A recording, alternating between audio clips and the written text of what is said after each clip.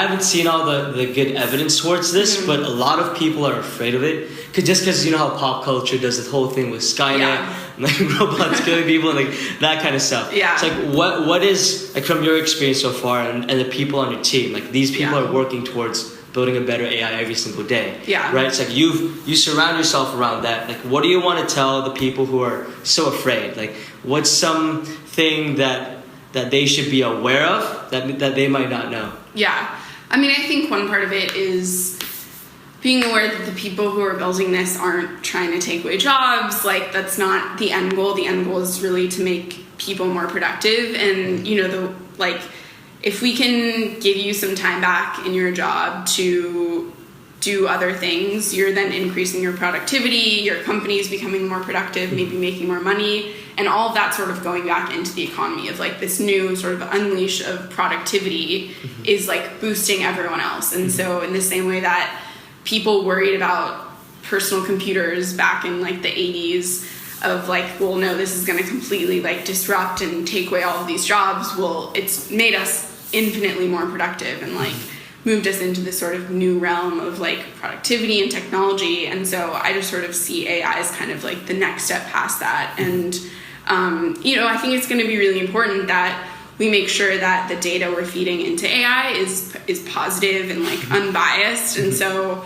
you know, for us, like, we're not looking at like what the gender is of the person who's sending the email. Like, that sort of like data to us doesn't matter and shouldn't influence how our AI talk to someone. Whereas with a human, you might talk to like a female differently than a male.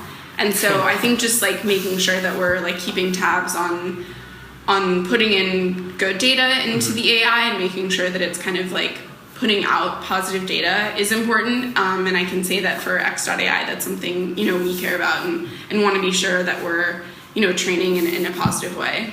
Can we dive a little bit deeper into that? So what does it really mean to feed it good data versus bad data? Yeah, I mean, so for us, it's really just like data points around meeting scheduling. And so there's not necessarily going to be bad data there. But I think, for example, like there's some AIs around recruiting. And so AI can help you figure out job candidates who are good for the particular position. And so in that sort of case, we want to be sure that the AI isn't understanding data on like, oh, you know, this is like a person of color, or this is a female or something, and therefore like degrading it in any way. And so making sure that in those sorts of cases, like the good data is just data that's like unbiased. Gotcha. So it's providing unbiased data. Yeah. Okay.